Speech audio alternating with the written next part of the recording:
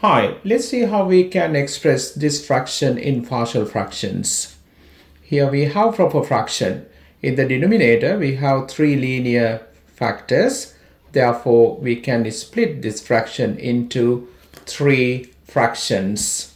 Okay, so we can write this as a over x minus 2 plus b over x minus 1 plus c over x plus 3. We have to find a, b, c to find these three fractions. How we can find a, b, c constant? What we have to do, remember, we have to simplify right hand side to get single fraction. To get that single fraction, as we have linear denominators, we can make common denominator as product of these three expressions. So we can write it as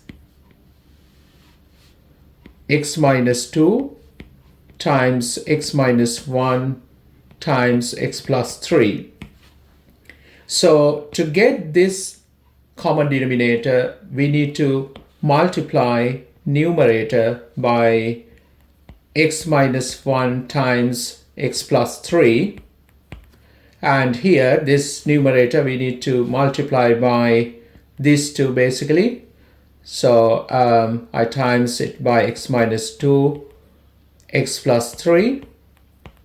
And here, numerator, I'm going to multiply by these two. Okay. Now, as we add fractions together, I'm going to add these three numerators.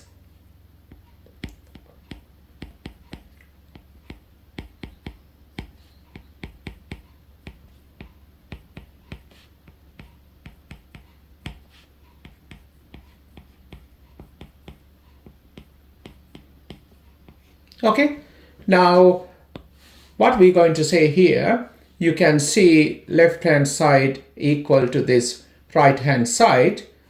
Both sides we can see same expression. So if this fraction same as this fraction, I can say that numerator in this fraction must be same as numerator in this fraction. Okay, so I'm going to write that result here. 2x minus 1 should be equal to a times x minus 1 times x plus 3 plus b times x minus 2 times x plus 3 plus c times x minus 1 times x minus 2. So we can nicely use this equation to find a, b, c constants. We're going to substitute values into x. But if you substitute good values into x, finding a, b, c going to be very fast. So first I'm going to substitute x equal 1, right? You can see that why I selected that, because when I put x equal 1, this term going to disappear, and even this term going to disappear. That gives us b straight away. Okay, so we discussed that technique in my earlier video, right? So we're going to substitute x equal 1, right? On the left hand side you would get 2 times 1 minus 1 equal to, here you're going to get 0, plus here I'm going to substitute x equal 1.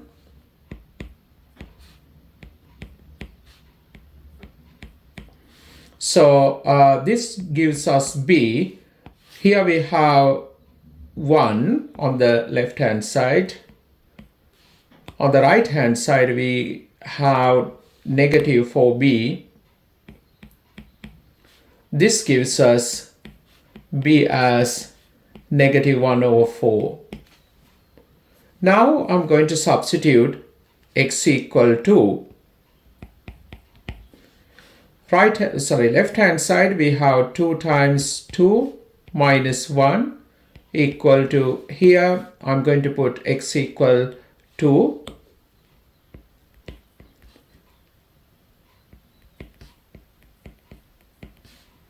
plus, if you put x equal to here, this term going to disappear.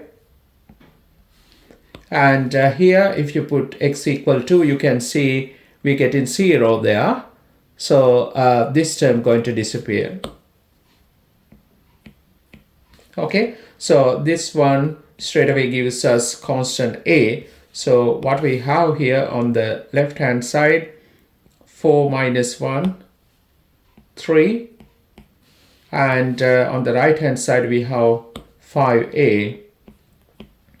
So this gives us a as 3 over 5. Okay, now I'm going to substitute x equal negative 3, right? If I put x equal negative 3, this one cancelling out, and even this one cancelling out, that would give you c. Okay, so let's do that.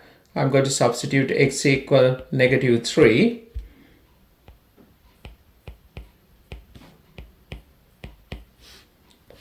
So here we're going to get 0. Here we're going to get 0.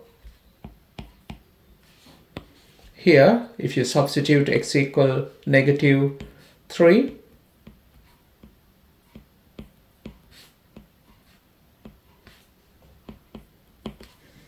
okay, so we can see that on the left hand side we have negative 6 minus 1, that's negative 7, equal to, here we're going to get 20c.